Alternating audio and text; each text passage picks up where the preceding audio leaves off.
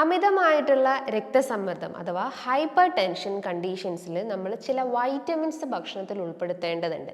ഇന്നത്തെ വീഡിയോയിലൂടെ ഈ ഹൈപ്പർ ടെൻസീവ് പേഷ്യൻസ് കഴിക്കേണ്ട വൈറ്റമിൻസും അതേപോലെ തന്നെ മൈക്രോ ന്യൂട്രിയൻസ് എന്താണെന്ന് നമുക്കൊന്ന് ഡിസ്കസ് ചെയ്യാം. ഹായ്, ഞാൻ ഡോക്ടർ ജൂഹി ദാസ്, ക്യുൻബി ഹെൽത്ത് കെയറിലെ ഹോമിയോപ്പതിക് ഫിസിഷ്യനാണ്.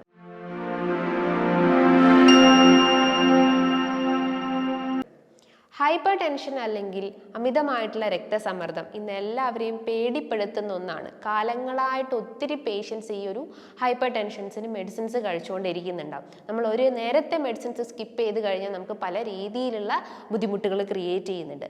ഹൈപ്പർ ടെൻഷൻ എന്ന് പറയുമ്പം പല രീതിയിലുള്ള സിംറ്റംസ് ആണ് ഓരോ ആളുകളിലും കാണപ്പെടുന്നത്.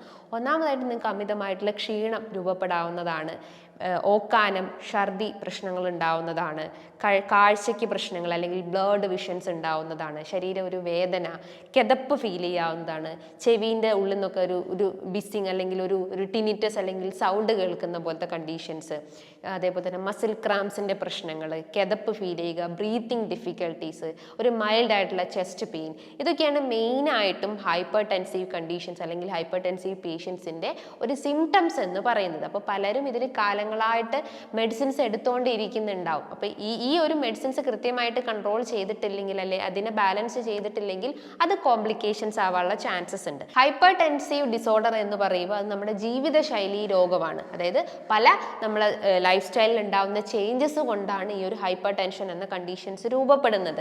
നമ്മൾ സ്മോക്ക് ചെയ്യുന്ന കണ്ടീഷൻസ് ഉണ്ടെങ്കിൽ, അതേപോലെ തന്നെ ആൽക്കഹോളിക് അഡിക്ഷൻസ് ഉണ്ടെങ്കിൽ, കൃത്യമായിട്ടുള്ള ഒരു ഡയറ്റ് ഫോളോ ചെയ്യുന്നില്ല, കൃത്യമായിട്ടൊരു എക്സസൈസ് ഫോളോ ചെയ്യുന്നില്ല, മാനസികമായിട്ടുള്ള ടെൻഷൻസ് ഉള്ള ആളുകൾ, ഇതൊക്കെയാണ് മെയിനായിട്ടും ഇതിനെ ട്രിഗർ ചെയ്യുന്ന ഫാക്ടേഴ്സ് എന്ന് പറയുന്നത്.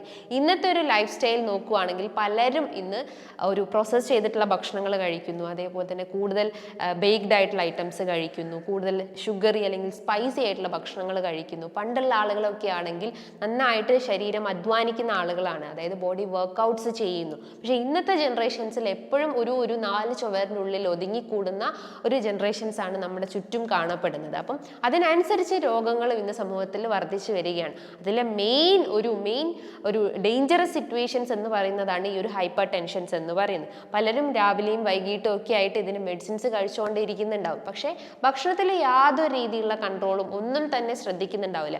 അവർ ചിന്തിക്കുന്നത് മെഡിസിൻസ് കഴിക്കുന്നുണ്ടല്ലോ, അപ്പോൾ പിന്നെ എന്തിനാണ് ഭക്ഷണം ശ്രദ്ധിക്കുന്നത് എന്നുള്ളൊരു മെൻറ്റാലിറ്റി ഇന്ന് പലർക്കും ഉണ്ട്.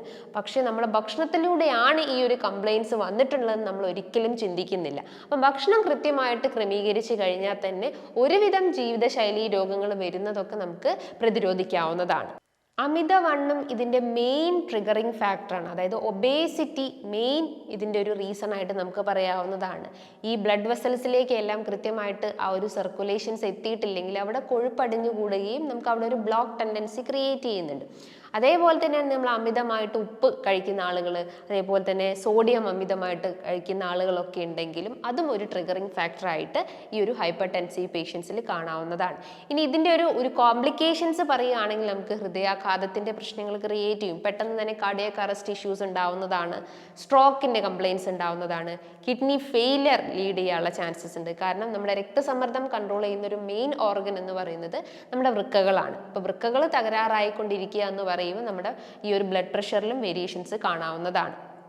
അതോടൊപ്പം തന്നെ നിങ്ങൾ കൃത്യമായിട്ട് ഒരു വർക്കൗട്ട്സും ഒന്നും തന്നെ ചെയ്തിട്ടില്ലെങ്കിലും അതും ഇതിൻ്റെ ഒരു ലീഡിങ് ഫാക്ടറായിട്ട് നമുക്ക് പറയാവുന്നതാണ്. അപ്പോൾ ഇതിനെല്ലാം ബാലൻസ് ചെയ്ത് കൊണ്ടുവരിക എന്ന് പറയുന്നത് നമ്മൾ ബാലൻസ് ഡയറ്റ് കൊണ്ടുവരാൻ ശ്രമിക്കുക. ബാലൻസ് ഡയറ്റിൽ നിങ്ങൾ കുറച്ച് വൈറ്റമിൻസും മൈക്രോ ന്യൂട്രിയൻസും ഉൾപ്പെടുത്തേണ്ടതുണ്ട്.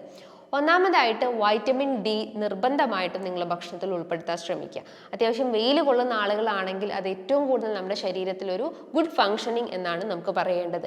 വൈറ്റമിൻ ഡി നല്ല രീതിയിൽ നമ്മുടെ ശരീരത്തിൽ എത്തിക്കഴിഞ്ഞാൽ എല്ലുകൾക്കും പേശികൾക്കും അതേപോലെ തന്നെ നമ്മുടെ ബ്രെയിനും എല്ലാം ഒരു ബാലൻസ്ഡ് ആയിട്ട് നമുക്ക് കൊണ്ടുവരാവുന്നതാണ്.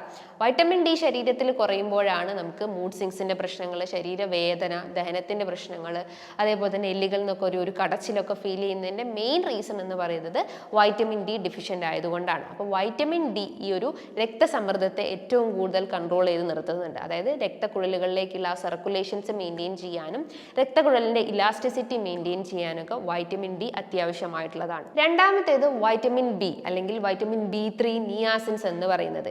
ഈ ഒരു രക്തക്കുഴലിലേക്കുള്ള ഇൻഫ്ലമേഷൻസ് എല്ലാം കുറയ്ക്കുന്നത് വൈറ്റമിൻ ബി ആണ്. അതായത് രക്തക്കുഴലിൻ്റെ ഇലാസ്റ്റിസിറ്റി, ആ ഒരു സ്ട്രെച്ചിങ് കപ്പാസിറ്റി മെയിൻറ്റെയിൻ ചെയ്യാനും കൃത്യമായിട്ടുള്ള സർക്കുലേഷൻസ് മെയിൻറ്റെയിൻ ചെയ്യാനും വൈറ്റമിൻ B3 അത്യാവശ്യമായിട്ടുള്ളതാണ്. നിങ്ങൾക്ക് ചെറിയ മത്സ്യങ്ങൾ കഴിക്കാം, അതേപോലെ തന്നെ ലീഫി വെജിറ്റബിൾസ് കഴിക്കാവുന്നതാണ്, നട്ട്സ് കഴിക്കാവുന്നതാണ്. പയറുവർഗ്ഗങ്ങളൊക്കെ അത്യാവശ്യം നല്ല രീതിയിൽ കഴിക്കുകയാണെങ്കിൽ വൈറ്റമിൻ ബി കോംപ്ലക്സ് നമ്മുടെ ശരീരത്തിൽ എൻ്റർ ആവുന്നതാണ്. ഈ ബി കോംപ്ലക്സ് കുറയുമ്പോഴാണ് നമുക്ക് അൾസറിൻ്റെ പ്രശ്നങ്ങൾ ക്രിയേറ്റ് ചെയ്യുന്നത്, നംനെസ്സിൻ്റെ ഇഷ്യൂസ് ഉണ്ടാവുന്നത്. അതായത് കാലുകൾക്ക് തരിപ്പ്, മരവിപ്പ് പ്രശ്നങ്ങൾ ക്രിയേറ്റ് ചെയ്യുന്നതിൻ്റെ മെയിൻ കോസ് എന്ന് പറയുന്നത് ശരീരത്തിൽ വൈറ്റമിൻ B3 കുറയുമ്പോഴാണ്. അപ്പോൾ ഈ വൈറ്റമിൻ B3 അടങ്ങിയിട്ടുള്ള ഭക്ഷണങ്ങൾ നിർബന്ധമായിട്ടും ഭക്ഷണത്തിൽ ഉൾപ്പെടുത്താവുന്നതാണ്. ഞാൻ പറഞ്ഞു, ചെറിയ മത്സ്യങ്ങളും ലീഫി വെജിറ്റബിൾസും പയറുവർഗ്ഗങ്ങളൊക്കെ കഴിക്കാൻ ശ്രമിക്കാം. മൂന്നാമത്തെ ഒരു മെയിൻ മൈക്രോ ന്യൂട്രിയൻസ് എന്ന് പറയുന്നത് പൊട്ടാസ്യം, മെഗ്നീഷ്യമാണ്. മെഗ്നീഷ്യം ഏറ്റവും കൂടുതൽ നമ്മുടെ മസിൽസിനെ പ്രൊമോട്ട് ചെയ്യുന്നതാണ്. അതായത് ഹാർട്ട് മസിൽസിനെ കൂടുതലായിട്ടും ഫങ്ഷൻ ചെയ്യാൻ സഹായിക്കുന്നതാണ് മെഗ്നീഷ്യം എന്ന് പറയുന്നത്. ഈ മസിൽസ് കൃത്യമായിട്ട് കോൺട്രാക്ട് ചെയ്യുകയും റിലാക്സ് ചെയ്യുകയും ചെയ്തിട്ടില്ലെങ്കിലാണ് നമുക്ക് മസിൽ ക്രാംസിൻ്റെ പ്രശ്നങ്ങൾ ക്രിയേറ്റ് ചെയ്യുന്നത്, മസിൽ പെയിൻ പ്രശ്നങ്ങളൊക്കെ ക്രിയേറ്റ് ചെയ്യുന്നത്. അപ്പം മെഗ്നീഷ്യം അടങ്ങിയിട്ടുള്ള ഭക്ഷണങ്ങൾ, അത് നിങ്ങൾക്ക് ബനാന അല്ലെങ്കിൽ നേന്ത്രപ്പഴം കഴിക്കാവുന്നതാണ്, ലീഫി വെജിറ്റബിൾസ് കഴിക്കാവുന്നതാണ്, നട്ട്സും അതേപോലെ തന്നെ ഫ്രൂട്ട്സും വെജിറ്റബിൾസും അത്യാവശ്യം നല്ല രീതിയിൽ ഉൾപ്പെടുത്തി കഴിഞ്ഞാൽ മെഗ്നീഷ്യം ബാലൻസ് ചെയ്ത് കൊണ്ടുവരാവുന്നതാണ്. ഇനി മറ്റൊരു മൈക്രോ ന്യൂട്രിയൻസ് എന്ന് പറയുന്നത് പൊട്ടാസ്യമാണ്. പൊട്ടാസ്യം എന്ന് പറയുമ്പം ഈ ബ്രൊക്കോളി, അതേപോലെ തന്നെ അവക്കാഡോ, ഇതിലൊക്കെ നല്ല രീതിയിൽ പൊട്ടാസ്യം അടങ്ങിയിട്ടുണ്ട്. ഇത് നമ്മുടെ ആ ഒരു ബ്ലഡ് വെസൽസിൻ്റെ ഇലാസ്റ്റിസിറ്റി മെയിൻറ്റെയിൻ ചെയ്യുന്നു. ആ ഒരു ബ്ലഡ് വെസൽസിൻ്റെ ഫ്ലോ അല്ലെങ്കിൽ ബ്ലഡ് സർക്കുലേഷൻസിൻ്റെ ഫ്ലോ മെയിൻറ്റെയിൻ ചെയ്യാനൊക്കെ പൊട്ടാസ്യം അത്യാവശ്യമായിട്ടുള്ളതാണ്.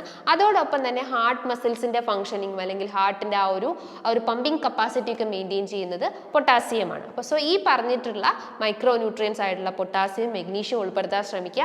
അതേപോലെ തന്നെ വൈറ്റമിൻ ഡിയും വൈറ്റമിൻ B3 നിർബന്ധമായിട്ടും ഭക്ഷണത്തിൽ ഉൾപ്പെടുത്തി കഴിഞ്ഞാൽ ഈ കാലങ്ങളായിട്ട് നമ്മൾ മെഡിസിൻസ് കഴിച്ചുകൊണ്ടിരിക്കുന്നതിൻ്റെ ഡോസേജ് നമുക്ക് കുറച്ച് കൊണ്ടുവരാവുന്നതാണ്. അതോടൊപ്പം തന്നെ കൃത്യമായിട്ടുള്ള വർക്കൗട്ടും അത്യാവശ്യം ചെയ്യാൻ ശ്രമിക്കുക.